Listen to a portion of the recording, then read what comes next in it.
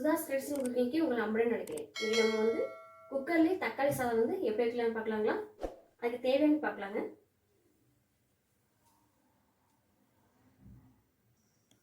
தேவையானது ஒரு லீஃப்,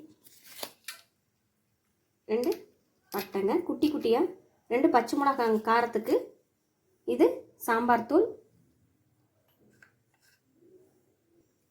இஞ்சி பூண்டுங்க, கருவேப்பிலை, புதினா இலை கொஞ்சம், பெரிய வெங்காயம் 2 வெங்காயம், மல்லித்தலை, தக்காளி வந்து 4 தக்காளிங்க, அரிசி வந்து 1.5 டம்ளருங்க. 1 டம்ளர்னா இந்த டம்ளரால் 1 டம்ளருங்க. பார்க்கலாங்களா? ஆயில் வந்து ஊற்றிட்டாங்க, சூடாகட்டும்.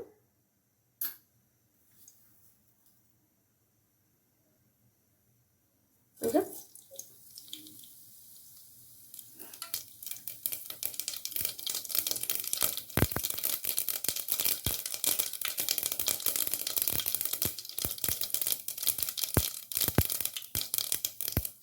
கடுகு வெடிச்சிருச்சுங்க.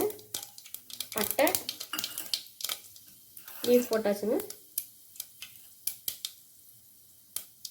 வெங்காயம் போட்டுறேங்க.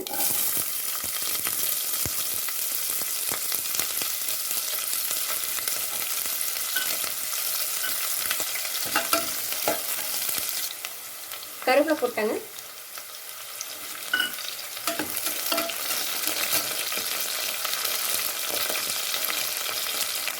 இந்த பச்சை மிளகாங்க,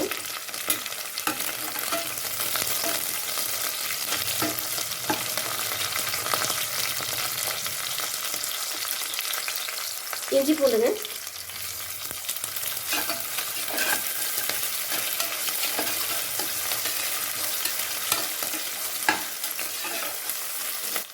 கொஞ்சம் புதினாங்க,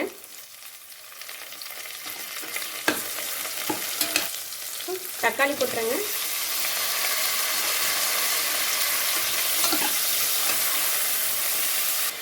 உப்பு போடுறேங்க. தக்காளி வெங்காயம் வந்து சீக்கிரம் வணங்கிக்கும். மஞ்சத்தூள் போட்டுக்கிறேங்க.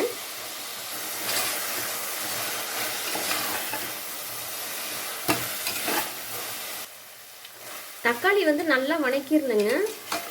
போட்டோன்னே டம்முன்னு டக்கு டக்குன்னு அடுத்து போட்டு அரிசியை போட்டு தண்ணி ஊற்றி குக்கரில் வச்சிடக்கூடாதுங்க. தக்காளி வந்து சுருளாக வதங்கினா தான் அந்த டேஸ்ட்டாக இருக்கும் தக்காளி சாதத்துக்கு.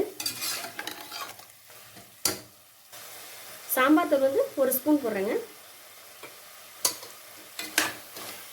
இந்த காரம் போதுங்க, நீங்கள் வேணால் இன்னொரு ஸ்பூன் போட்டுக்கலாம். நான் அரிசி வந்து 1.5 டம்ளர் எடுத்துருக்கேங்க. அதுக்கு இதுலேயே 3 டம்ளர் தண்ணி ஊற்றிக்கலாங்க.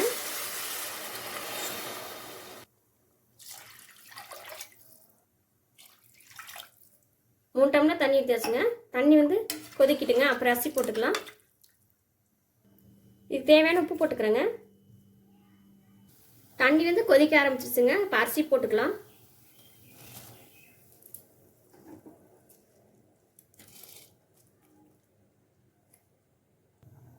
இப்போ மல்லித்தலை போட்டுக்கலாங்க.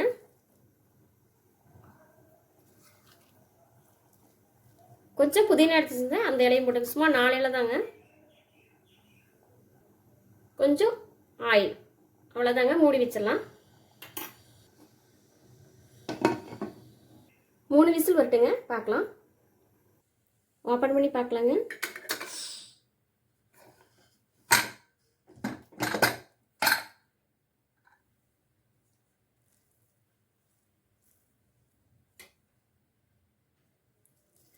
தக்காளி சாதம் நல்லா வந்திருக்குதுங்க.